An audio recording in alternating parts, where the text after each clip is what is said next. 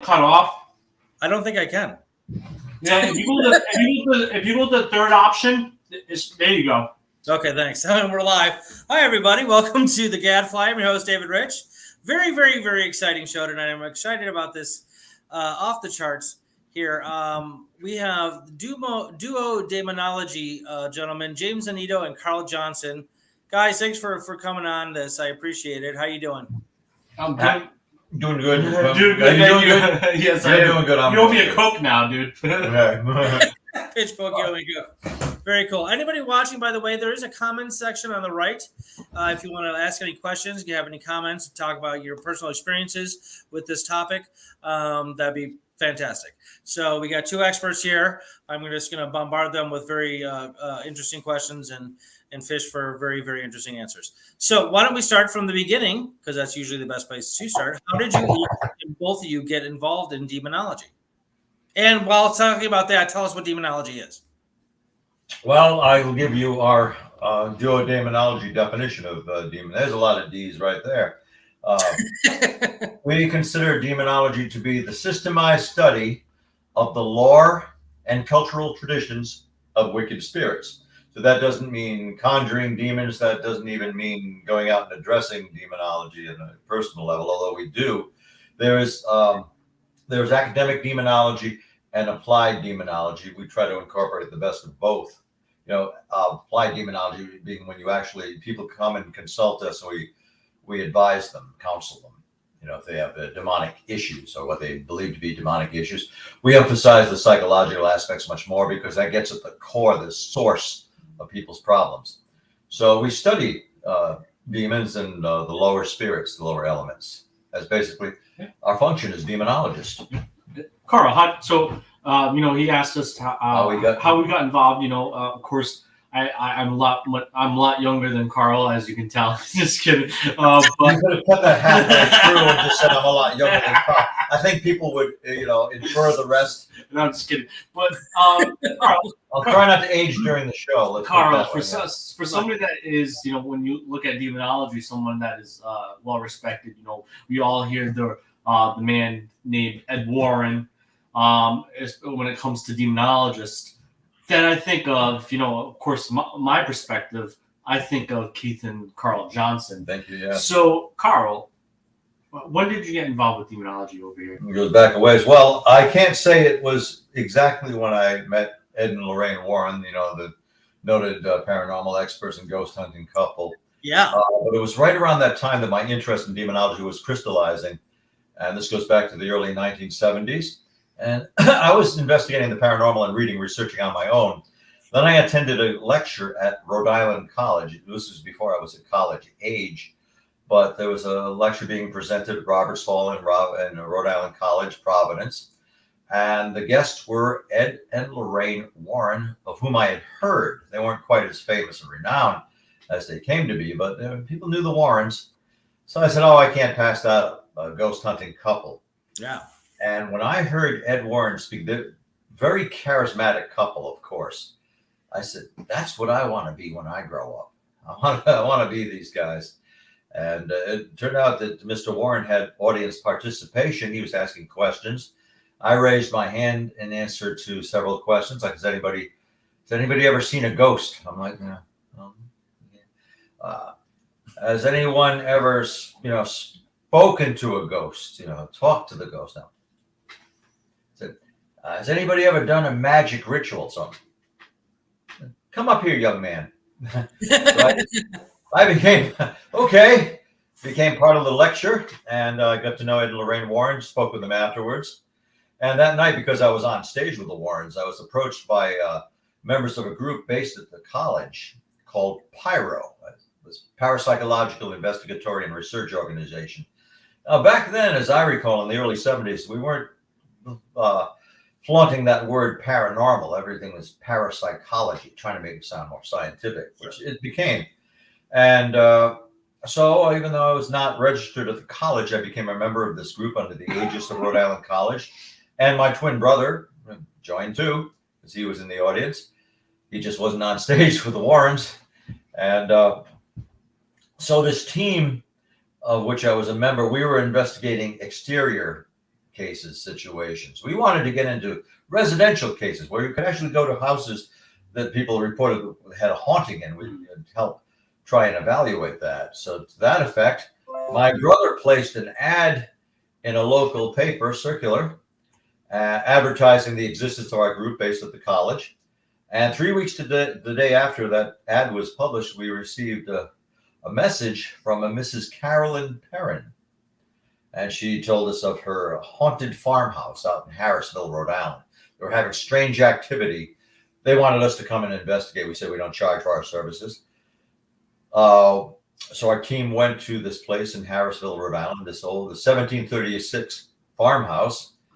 And that actually, through a succession of events, became the basis for the movie The Conjuring 40 years later, precisely 40 years later, because this was, we were investigating that house, the Harrisville house, Round Top Farm, 1973, August and September of 1973. And we had a meeting of our team, decided to contact Ed and Lorraine Warren, with whom I had become acquainted because I lectured several times with Ed and Lorraine Warren, and they had dinner over at my parents' house. That's my best memory of Ed and Lorraine Warren. They had dinner with my parents. It was just such a convivial, nice event. And it's not that we were in over our heads with this investigation. Oh, certainly the farmhouse was haunted, but we just thought it would be a nice professional touch to benefit from the vast experience of the Warrens. But Ed Warren invited himself to come see to the house. And I was fine with that. Like, wow, this is prestigious. We're going to be investigating this house with the Warrens. So Ed and Lorraine Warren came to the house in Harrisville, and I welcomed them in and on Carolyn's behalf. And Mrs. Carolyn Perrin conducted a tour of the house. And I was Carolyn Perrin's main contact at that time. I guess she thought I wasn't officially the director of our team, but I had the deep voice, and I was giving directions. So she figured I would be the one to reach out to and speak and keep in contact and update with hauntings in their house. That's basically how I became involved in demonology. There's a lot more to it, but those are the basics. And what I'll do is, if I think I'm able to do so, to the viewers, let me see here. Who's that? I'm going to share something from my screen. Boom. And then this is the famous photo. That's Lorraine. That's Carolyn Perrin. That's Mr. Carl with Donna Neufeld. Mm-hmm. Is he a very handsome young man over in that corner? Yeah, dressed in blue. Who could that be now? And that's at the Harrisville house. Yeah, that's in the basement, the haunted basement of the Harrisville house, the Conjuring house. Well, yeah, that movie's awesome. So that's very cool that you were a part of that. That's really interesting. So Carl had a very interesting introduction into the paranormal. Not only did he not say that his house was haunted, him and his brother that lived through it, and there was an episode done on a haunting or the haunting. I was haunting at that point. Yeah, I was on 5 episodes of The Haunted. So Carl had this illustrious upbringing in the paranormal. He got, like I said, he got he also, like you said, he got the lecture with Lorraine and Ed Warren, which is hard to beat. Investigate and lecture with the Warrens. Myself, yeah. I did not. I got into demonology more so because of this man, to be honest with you, but it was also because of my very kind of thoughtful answers into what God is. And I had a very tough upbringing, and my upbringing wasn't anything with hauntings or anything paranormal or aliens. I wasn't abducted. But I just was dealt a very tough hand as a child. I was adopted. I was given up by my parents. I was raised by people that were Lutherans and would go to church every Sunday, and I would hear all these testaments how God was good. And I was like, I don't know if I agree with this. Like, I'm being told my dad gave me up, left me on the side of the street. How is that good? I'm a child. So I had the lingering questions in my mind. I started loving the writings of Charles Darwin's with natural selection. I loved biology. I loved science. I loved evolution. So I started digging deep into literature and became theologies of all different beliefs and religions.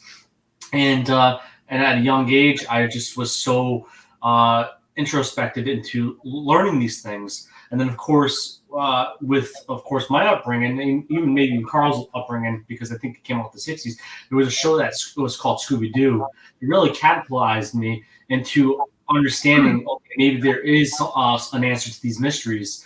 And then, of course, like Unsolved Mysteries, Scariest Places on Earth, all these things that I started to grow up and watching and reading. And basically kind of really what was the pendulum swing for me was my aunt, when I was 8 or 9 years old, went on a bed and breakfast trip and showed me a picture of this photo. And of course, we know this as pareidolia matrixing now. But there looked like a little boy in, of course, the window. And I was like, oh, that's fascinating, because she knew I was so involved in this, like, so reading, and like I'd go over and talk to my uncle. We'd play Warcraft and talk about ghosts. So that was my childhood. And so when I became about 14 years old, I found a bunch of buddies that wanted to kind of go exploring exterior investigations, like Carl said. So we started going to graveyards, cemeteries, places that we shouldn't have gone to. People what people call urban exploring nowadays. We did that. Of course, it wasn't negative. We weren't there to deface anything. We were there just to have our answers, kind of our questions be answered. Yeah. So I started doing that around 14 years old, and then basically at the cusp of 15. At 15 years old, I started doing it basically every weekend with friends. And there was a show that came out, and we're both from Rhode Island. Yes. I'm originally from Long Island, New York, but most of my childhood has been in Rhode Island. And there was a show that came out called Ghost Hunters. Yeah. Okay. And it's a pivotal show in the paranormal field. Yes. And the person that sits to me to the left, him and his brother were on the first 2 seasons of Ghost Hunters.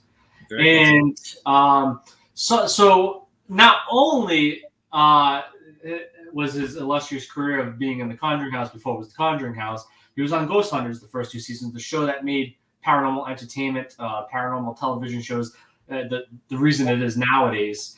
And so that was the show that really just kind of full-fledged me right into it. I was in the military for a short period of time, and when I got back from the military, I got together with a team called RIPS. Shane Johnson, Andre Corrier, Stephen Pacheco. And I was very interested in what they were doing, and I wanted to join them, but then they had a falling out. And that falling out led me to create a team called Ghost. Ghost Hunters of Supernatural Truth. Ghost. Very catchy, right? And but one of the caveats of it is watching the first 2 seasons of Ghost Hunters. Andre Corey had just gotten off a case where he worked with a man called Carl Johnson on an actual demonic case in Orange, Massachusetts, which had appeared on The Haunting on Animal Planet. And I got in touch with Carl through Andre, and our group Ghost had kind of worked together for a little bit. We started doing residential cases. And I started seeing something in me that within the confines that, okay, I can do the residential cases, I can collect this data, but what happens if, especially like if we ever come across the Orange, Massachusetts case, what happens, what do I do next? And I asked Andre, can I have Carl's number? So Carl and I started talking, and I actually had met Carl's brother Keith in Walmart, because I was electronics department manager, and I had recognized him. I fangirled. I had a fangirl moment. I went up to him, and luckily he's the nicest man in the world, just like his brother Carl. And he started talking to me, and he started asking me about digital recorders and all technical stuff. And but didn't put 2 and 2 together. And then Carl and I talked. And he was at the time running a group called Beyond the Veil Paranormal with a co-founder. Carl and this other woman. And they were looking for a tech manager. And, my first background is in tech. If you see some of my certificates on the wall, I was a CCNA, which is a Cisco Certified Network Associate. I went to school for Vo-Tech in high school. And then I went to school for computer programming for college before I went in the military. So they were looking for a tech guy, and they asked me to become their tech manager.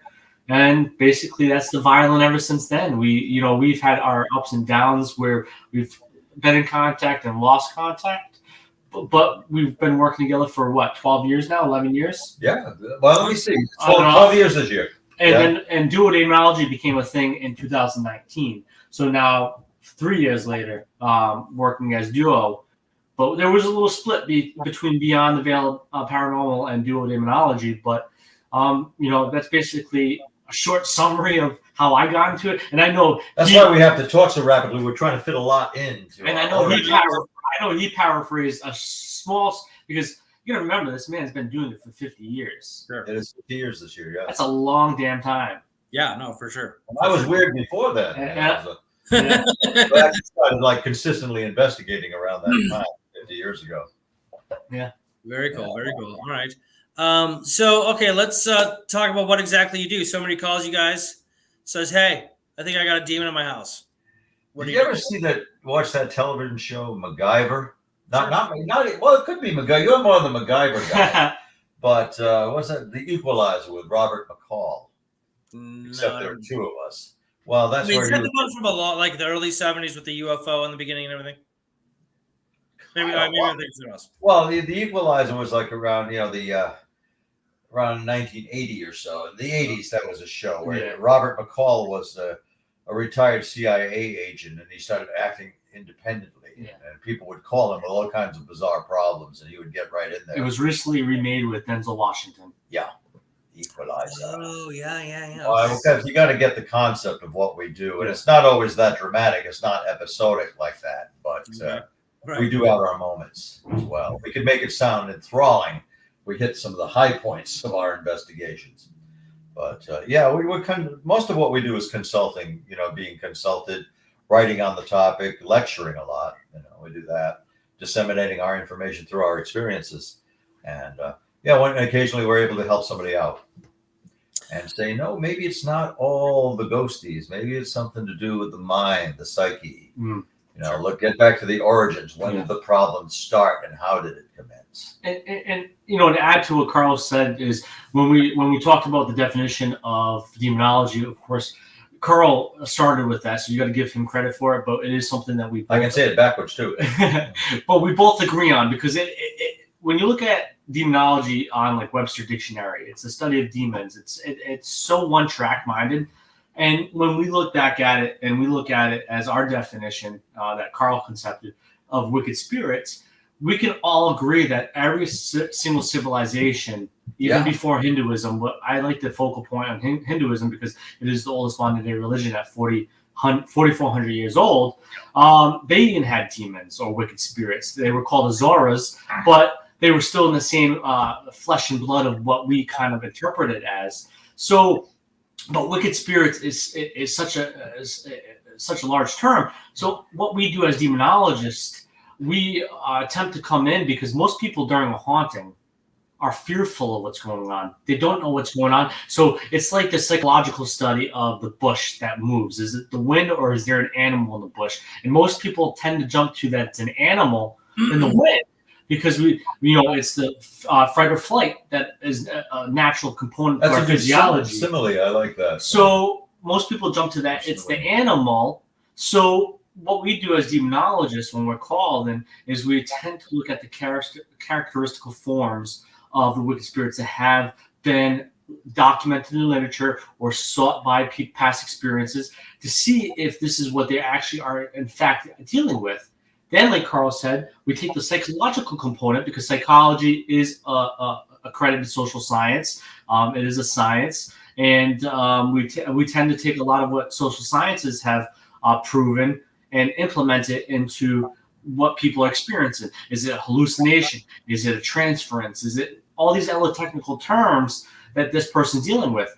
Or what we've tended to find, Carl, what have we tended to find with most of our clients that actually maybe deal with a demon? That there is initially, in every case I've known that was of demonic nature or suspected demonic nature, there was always some kind of breakage, some division, some trauma, some seriously unresolved conflict. Something went wrong. The railroad tracks divided at some point and disrupted the person's flow of life. And that's what we're going to get at. You see, we employ, as did Sherlock Holmes, the fictional Sherlock Holmes, we employ inverse reasoning. go back, pare away and go back to how this started. What went wrong with you? Because it's not a situation in general. I don't think it ever is a situation where they moved into a house and all of a sudden the demons are there or they're harassed. Somebody can move into a haunted house and find activity, especially if they spark it and it's been inactive. It's usually from them. Family unit. Yeah. But if it's what we would classify as demonic, something went wrong at some point. Something divided that person, their continuity in life, and we may not hear about it right away. But this is generally revealed through the interview process. We ask question upon question, get to know the person. Find something went wrong, something traumatized them. We all have some degree of angst and trauma in our lives, but something would seriously happen. It's like the components of dissociative personality disorder. They call it different things now. DID, dissociative identity disorder. Something went wrong with that person at some point. They didn't just develop the different personalities. And so if it's demonic, then something went wrong and attracted this to them. Yeah. Or created. What do you mean by something went wrong? Like that the person did something awful, like morally abhorrent? Well, to cite an example, I was addressing a case when I was a member of TAPS, the Atlantic Paranormal Society. And this was 1 year before the debut of the television series Ghost Hunters, which I was a part, as James mentioned.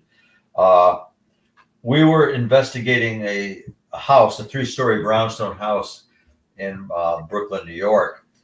And they really did have a haunting. Things were happening. Like when you were on your way over here, my rosary that I wear around the neck was pulled off, and there's banging on the walls, and my 14-year-old daughter is seeing this figure. Now I'm seeing it. Yeah, they had a haunting, all right. But as we interviewed and conversed with the homeowner and got to know the family, I eventually said, the haunting in this house is not your problem. It's a symptom. It's a symptom of what's going wrong in your life because you have a horrendous past. Your family does, trauma after trauma. And no wonder your house is haunted. There are a lot of memories. I felt a building can have memories, and things are happening there. But that's a psychic scream. The house is screaming, and that's why you're getting all this ghostly activity because you haven't dealt with components of your past. I told the person, and this is something that's been really kind of talked about since the 1870s with Charles Dickens. Nobody really knows about the book called The Haunted House. He wrote the introduction and concluding chapter of that book, and he basically states, and I'm butchering the actual quote, but he actually basically says that when the human element enters the house, that's when the house becomes alive. And he uses an analogy that I like to use for this as well sometimes is if the tree falls in the woods and nobody's there, does it make a sound? It probably does, but where nobody's there to hear the sound, right? So it's the same thing. If a house is haunted, how would somebody know if the house is haunted unless somebody's interacting? Yeah, I like with to the say house, that. Maybe right? the ghosts are moving around in there, or maybe they're not. Yeah. Well, I think they need that human element to awaken it, to spark it. Like he was saying, a tree falls in the forest. There's nobody there to hear it. Yeah. Does it make a sound, actually? Yeah. Well, the answer, of course, is yes and no. Yes, but there's no human ear to interpret it. So it is with the haunting. Just vibrations. Yeah. You kind of need the people there for it to happen. Yeah, absolutely. No, that's a very cool analogy. I like that one. All right, so you approach situations like, okay, well, maybe it's psychological, maybe this is some sort of mental perturbation or pathology going on. So you kind of go down this list of possible explanations until you get to, okay, this is a demon, like that kind of thing. Yeah, I would say essentially. Yeah, that's that's probably massively oversimplified, but yeah, we check as many boxes off as possible. Maybe earlier in our times we might have jumped to more of a conclusion, but what I started to see, and I think Carl can attest to this, especially with his longevity in this, is that you have to be as objective as possible. And it's really hard for us to ever conclude anything because if the paranormal is fact, it wouldn't be called paranormal. It's still a lot of hypotheses, a lot of unknowns, a lot of conjecture, theory. It's a pseudoscience to the science community.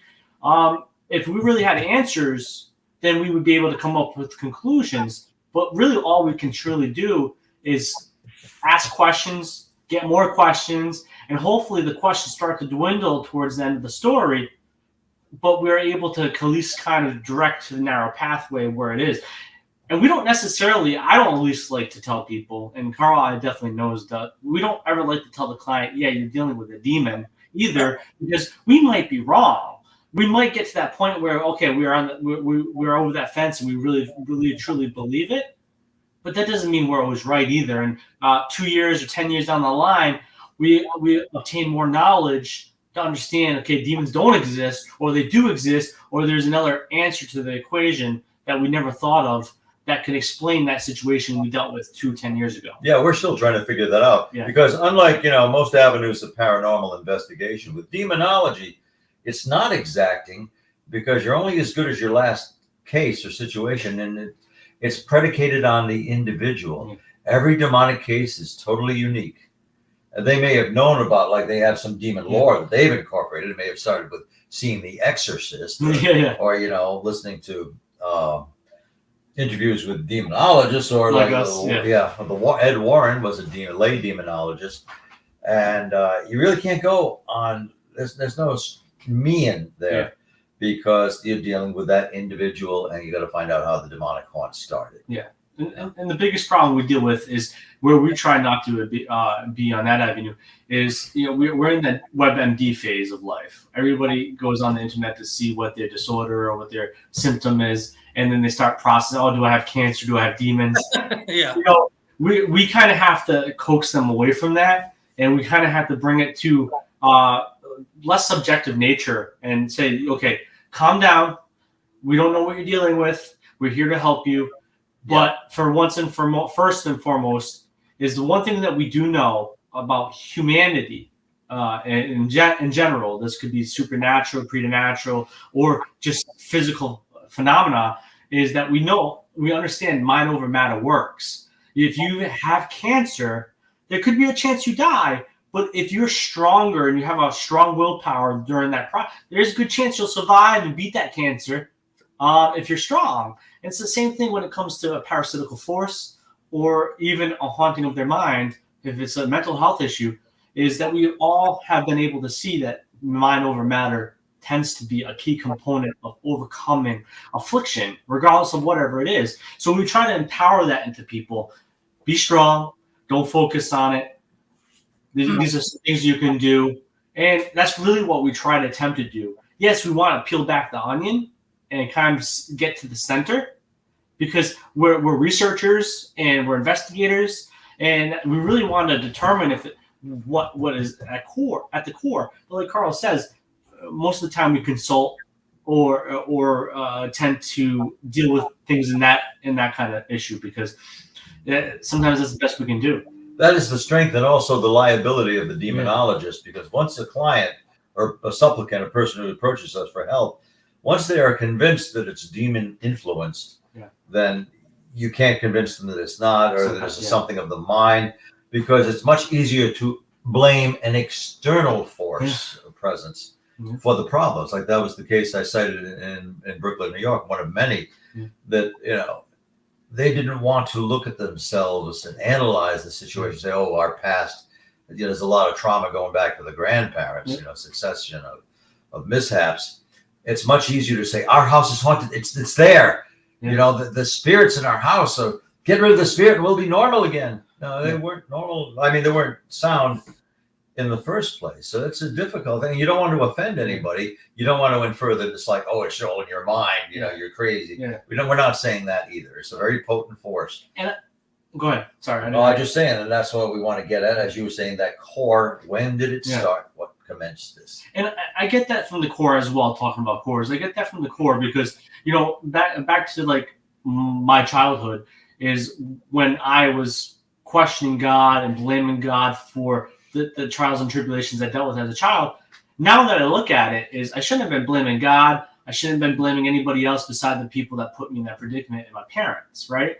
It was my parents' fault. But we tend to blame preternatural forces for things that are truly more the root cause than what is in front of our face, because it's harder for us to digest. It could be something easier than this demon, unfortunately. So it's a really great example because so many people want to jump to the demons or the paranormal, when in fact, in reality, the paranormal at one point was like 1% margin, if not a little bit higher, but it was rare. It's not an actual cause that happens every single day. Well, maybe for some people, depending on where you are, but it's become so nomenclature now where it's so first and foremost out there. You watch the Travel Channel. It's no longer about travel anymore. It's about freaking ghost hunting. No. You watch entertainment. A lot of the horror movies are all supernatural related now. That's what is at the forefront of our modern society, and that's what sells, and that's what is at people's attentions. Even though we've gotten smarter, we fall back on like the European Crusades of like witches and vampires of superstition. We've come far from killing a million people by hangings or stonings and stuff like that, and the burnings, but in the same token, we're still at the point where we tend to blame preternatural phenomena. Like I like to use a statistic: 55% of people in America believe an angel has entered into their life and helped them in some form, and 44% of people in America believe in ghosts. We're still at the superstitious nature. We, of course, handle things differently, but we still tend to blame something that doesn't occur in reality for something it's easy to digest, which is ghosts or demons. Yeah, and standard paranormal investigation, if there is such a thing, you're not so much dealing with the potent forces of the mind. People are seeing an apparition, they're seeing something moving around, they're seeing some human form. Go in and try to capture evidence of it, and it pretty much ends there. But with demonology, you got to find what's the little hobgoblin inside someone's mind. What went wrong here? What went askew with somebody? Why do they call it demonic? Why does it have symptoms of an evil spirit? In fact, one of my favorite definitions of a demon is a poltergeist with a really lousy attitude.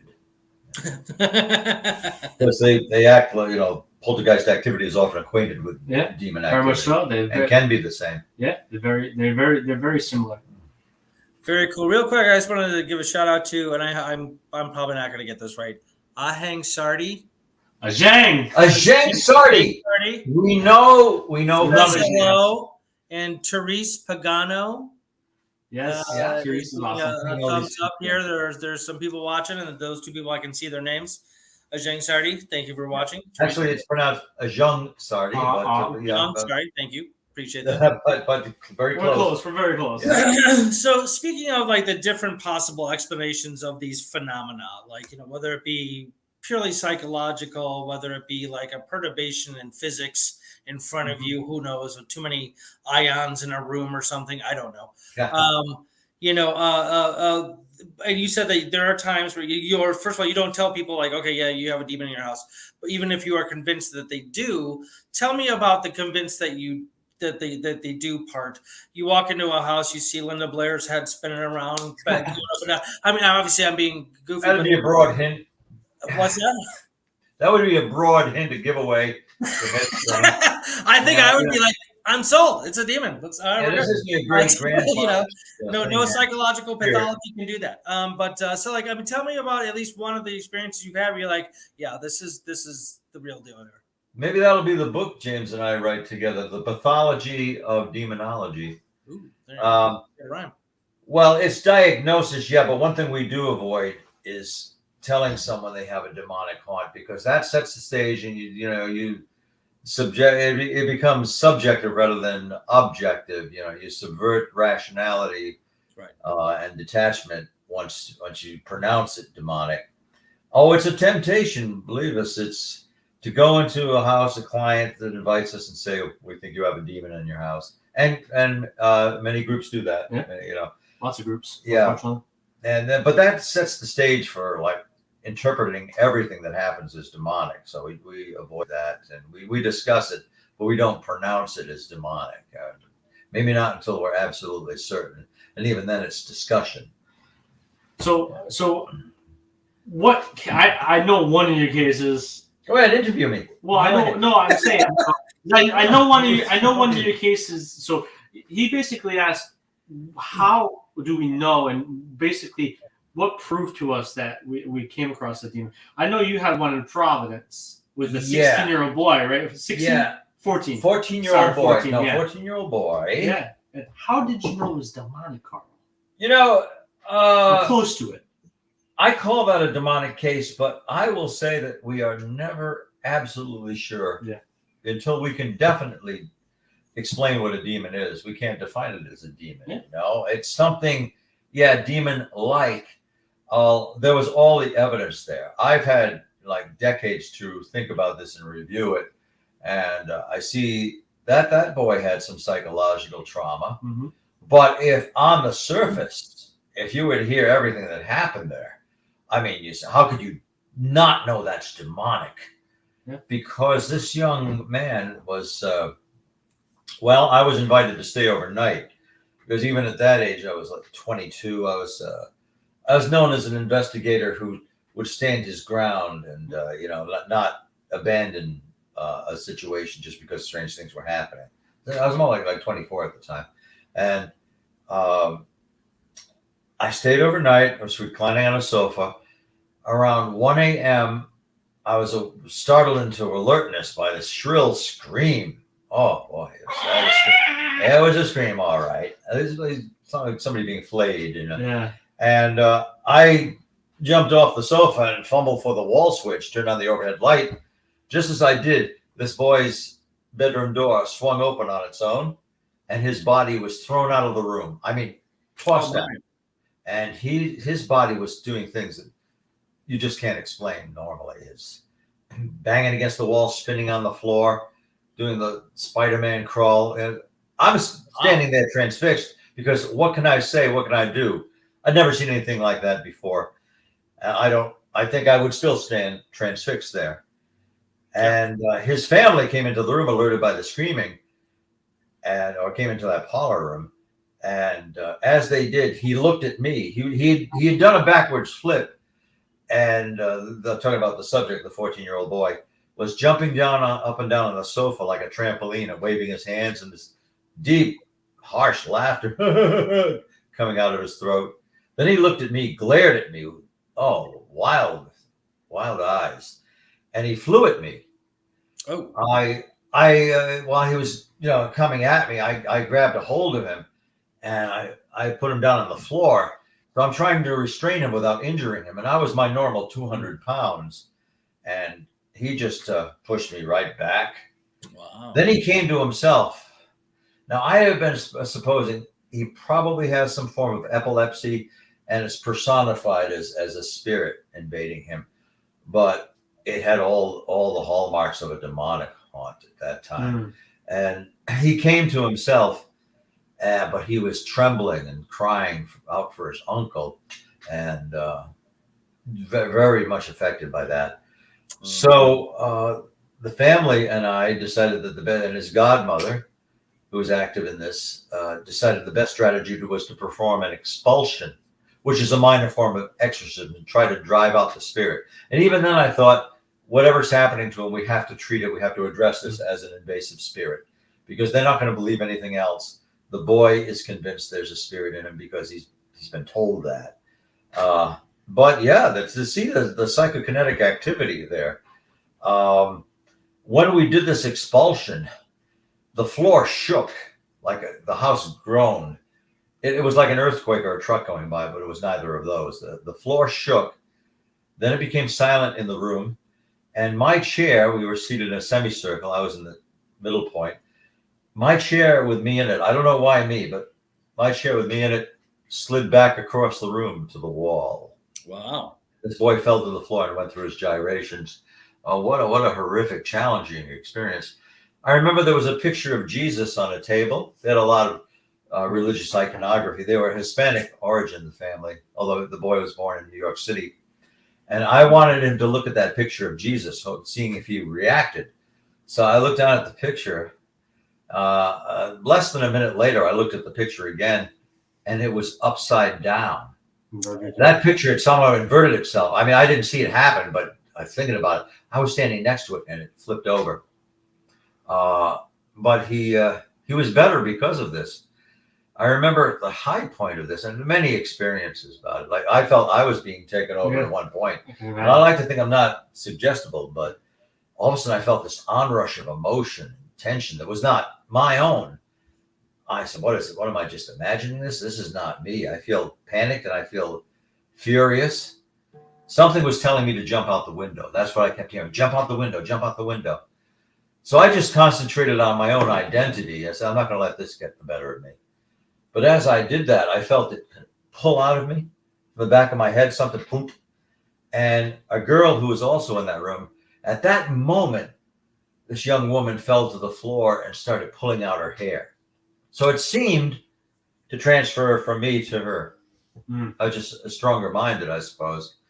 And at the high point of all of this, the boy, the 14-year-old boy, who was my height, he was advancing toward me like Dracula, like Bela Lugosi Dracula. He was walking towards me with that wild look. I wasn't sure what to do. I couldn't have known what to do. So I held up my hand and said, stop. And it stopped him. He didn't walk any further. And I put my hand on his shoulder, reassuringly. Instead of saying, back, you demon from hell, from whence you came, I put my hand on his shoulder and squeezed the shoulder. And he was better. After that night, he was better. I didn't think it was going to be successful, this procedure we were performing. I thought he's got some real junk going on in his mind. He's not going to get out of this easily. But he was better after that night. Now, looking back, I see all the psychological ramifications that weren't as apparent to me at the time. He was 14 years old. He was going through a transitional stage. He had to relocate a few times. And I think he was just that's that point where he's establishing his own identity. He's going through his teenage angst. And it all started a year before when he was walking through a cemetery in the West End of Providence. He found a woman's glove. He picked it up and brought it home with him. Now, his godmother, who is Santorian, practice of the islands, she said, you must bring that back, put it where you found it. And he went to get the glove and bring it back to the cemetery. It had vanished. So, all this was implanted in his mind. He'd done something wrong by taking that glove, and a spirit followed him. But the manifestation was very real. But I do think it was rooted all in his mind, not imaginary. Wait a minute. But how did the picture flip over and you in a chair slide across the room be attributed to his mind? I attribute it to psychokinetic force, the power of the mind, the same thing that produces a poltergeist. Okay. I can't know. I just tend to steer away from it being a demon from hell, that was doing all this. It manifested as that kind of a demon. But there are different kinds of demons. And what's the best place to hide something? And the most obvious place, right in front of you. In this case, the human mind.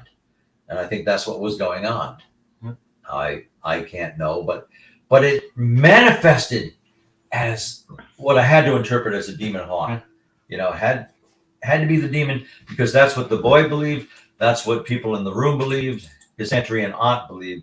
So that imprint became real. I have another one for you. This is we're not going to go too much on this, so I want to have some time to talk. But this is another case from Carl that is on the fence, but we tend to attribute this as a picture of a demon. So I'm going to share something else to you guys. Show and tell today. It's rare to get a picture of a spirit, but here it is. Ready? But here's a picture of a demon face.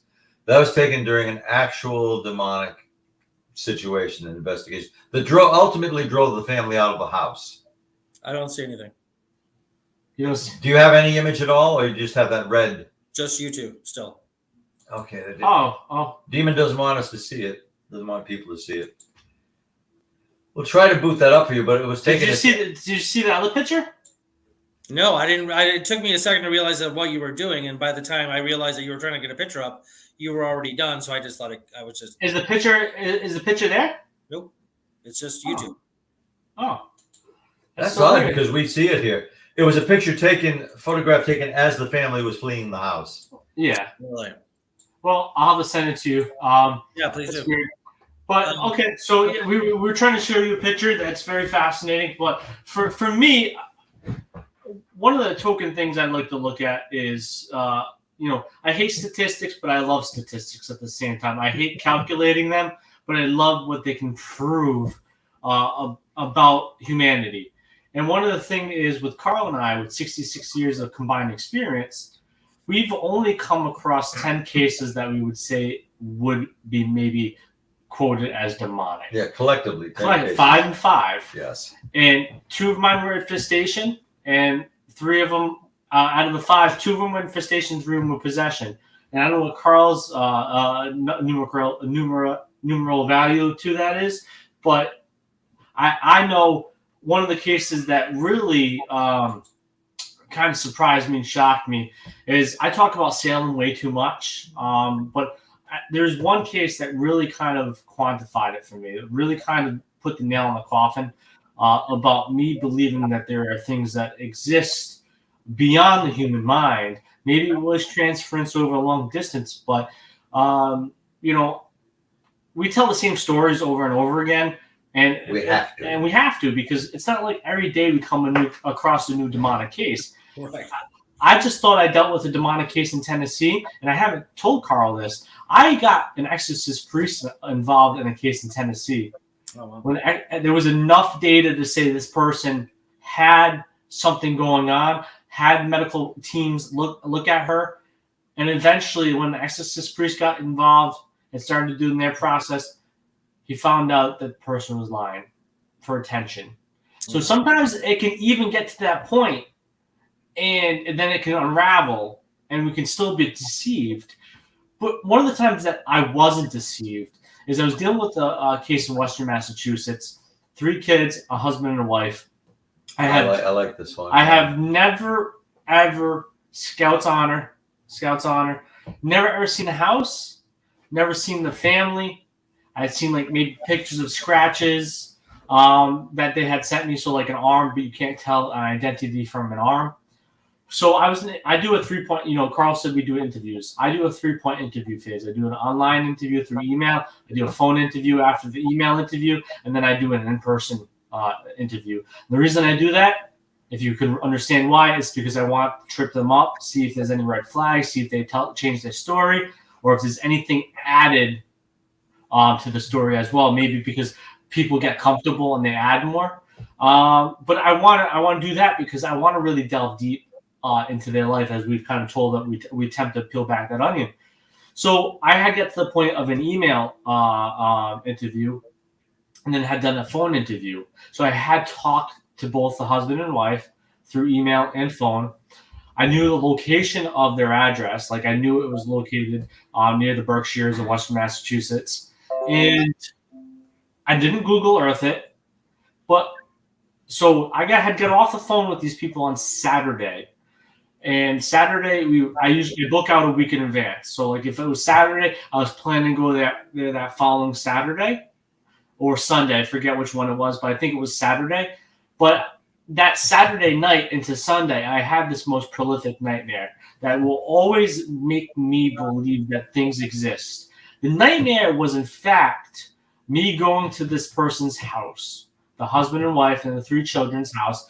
And anytime there's children involved, I always try to make it an emergency situation because I don't want the children to suffer. I also don't want the parents or anybody else maybe consulting these people to put ideas in the kids' minds or the parents' minds. So I try to come and neutralize any like talk about demons or ghosts with the children. But so that night, like I said, in my dream or nightmare, I was driving to this house, to Western Massachusetts. I'm around, so Western Massachusetts is about 2.5-hour drive. So driving, I get to the house, see the surroundings. Berkshire area is all woody. You have a house here, and then you have another house, probably like maybe like four houses away. Nestled in the Berkshires. It's nestled in the Berkshire, so there's not many people around. So mostly it was wood, but there were houses, and so of course I get there, the family comes out. I see the 3 children. I see the husband and wife. And then all of a sudden, I walk in the house to do my physical interview and my walkthrough of the house. Because then I want to see how many rooms there are, and like how accessible they are if I do a blessing. And, I sit down and do my physical interview.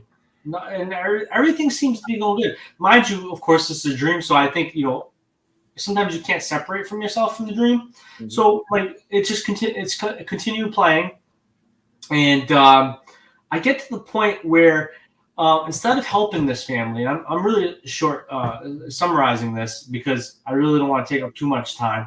But instead of helping the family, I butchered and killed every single member of that family. The children, I dismembered them. The husband and wife, I bludgeoned them. I did everything that could be reenacting Lizzie Borden in Western Massachusetts. If you could imagine what I did to these people. I felt like Jeffrey Dahmer, you know? Keep in mind, James is speaking about a dream sequence. Yeah, dream sequence.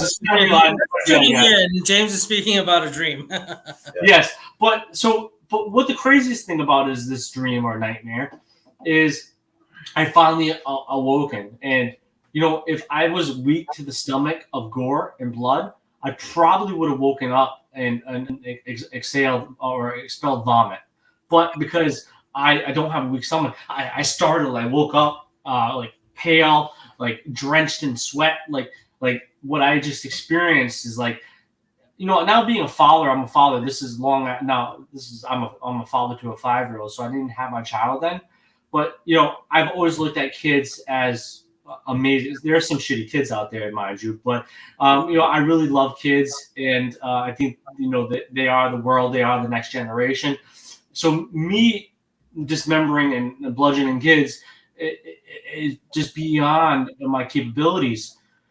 But back to the moral of the story is it didn't detract me from going to that house. It really instilled some fear in me because I'm like, oh, whoa, what is this? Like, what is going on? I didn't kind of attempt to coax it to some demonic force, but it really came to play to me to understand that I felt like I was trying to be diverted from that house as a scare tactic. Because when I got to that house, the house was the same from the exterior to the roof to the surroundings where the trees were to the garden gnome or whatever garden decorations they had, to inside the same bed, the same blankets, the same locations of furniture.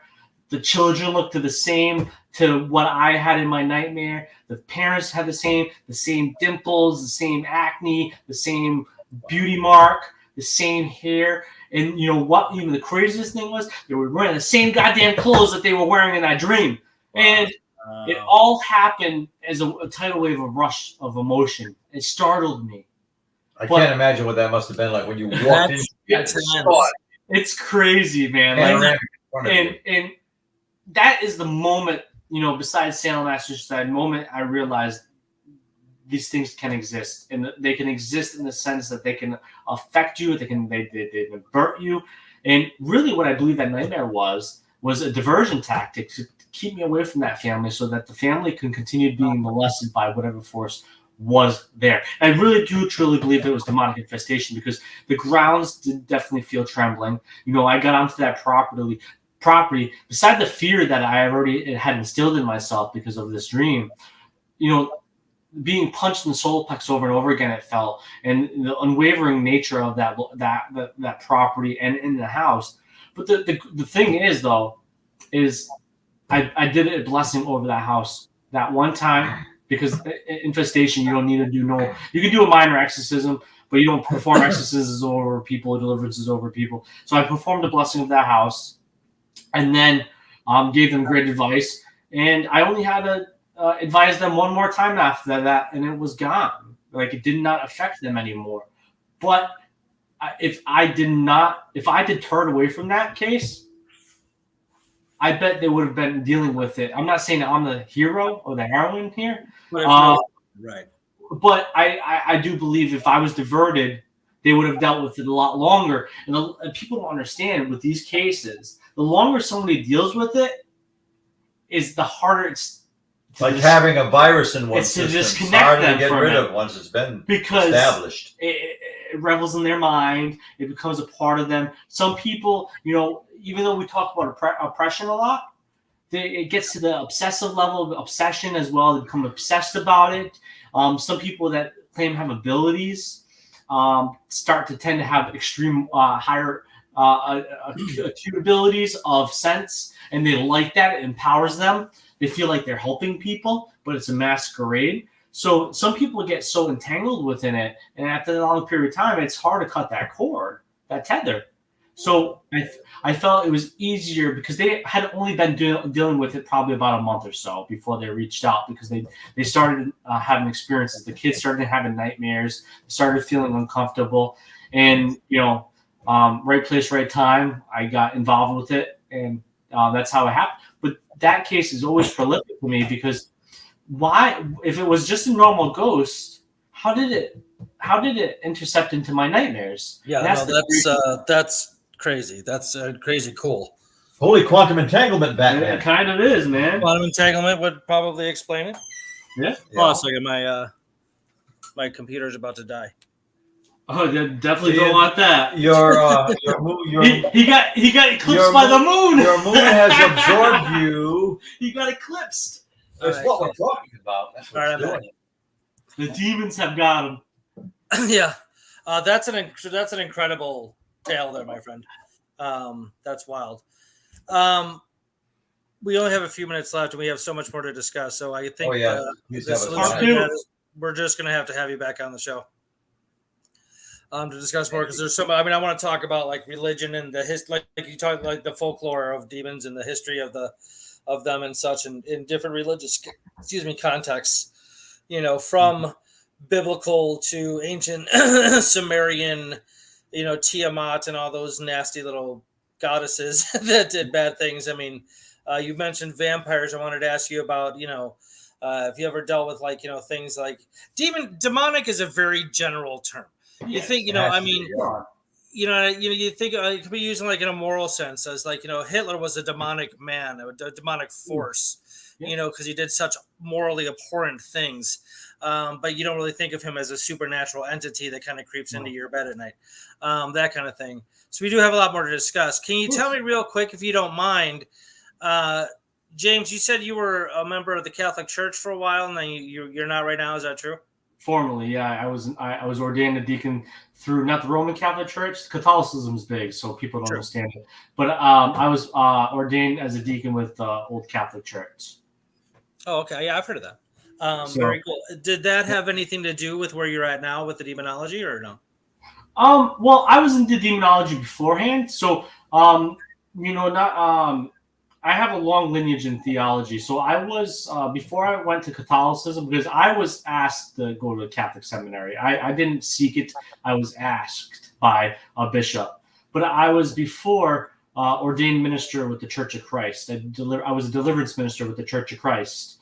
And that kind of segued into becoming ordained as a deacon and going through seminary through the Old Catholic Church. Okay. I mean, if this is an appropriate question, just tell me to shut up. But I mean, do you have a set of religious beliefs now?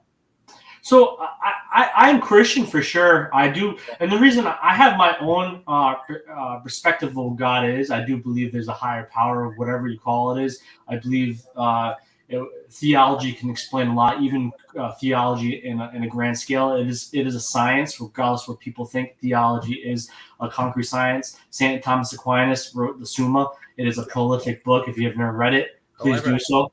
But I'm a Christian because the only reason I'm a Christian is because Jesus Christ, regardless of what people think of him, he was a real man historically.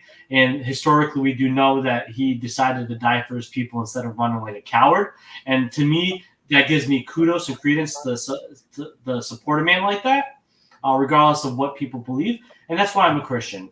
I have my own ideas of God, but you can call me a mixture of Catholicism, Christianity. I will, in fact, say that the rite of exorcism through the Catholic Church is one of the strongest prayers out there for dealing with this. And it is the greatest connection to psychotherapy that is out there as well. And there are other expulsion rituals that are stronger, like rabbinical demonology or rabbinical, and of course, like the Hinduism, with the Kali, the Ferber dagger, and their rites of exorcism, which was the first rite of exorcism. But no, I think the Catholic Church has a good structure to it when it comes to the rite of exorcism and how they approach it, and that's where my support is. But I'm eclectic, man. I believe as long as you're doing good for people and whatever you believe in, as long as it's good for humanity, I support it. Why wouldn't I? Sounds reasonable to me. Yeah. Real quick, Carl, how about you? Are you spiritually disposed? I think I'm a spiritual natured person, also a pragmatist, but I think I can define my beliefs mostly by quoting Warren Zevon. I don't know if you remember Warren Zevon. Of course I do. The Werewolves in in London. Prolific songwriter, wrote "When I Lay My Head on the Railroad Track." Well, I'll quote him from that song. I don't want to talk about it. Unless you want to start the show all over again, get me really. No, well, we're gonna have to start. We're gonna have to just again have you back on because I told the viewers an hour, so I want to hold to it. Yeah, we have a lot more to discuss. I mean, I feel like we just barely scratched the surface here. So thank you very much, Carl Johnson and James Anito. Good Italian boy, by the way. My mother's from Italy. Yeah. That's awesome. Thanks for coming on the show. This is a fascinating discussion. It's what you guys do is incredible. We feel like we're just getting started with the discussion. Yeah, we are just getting started, and we might have to make the next show like just advertise it as like an hour and a half or longer or unbounded, because I just I tell people an hour, so I just kind of want to hold to that. People are like if they made plans to watch the show and then do something else, I feel like I cheated them. So let's get you back on. Thank you so much, everybody, for watching the Gadfly. I'm your host, David Rich. Remember, if it can be destroyed by the truth, it should be. All right, take care, everybody. I like that. Yes, truth hurts. Good night.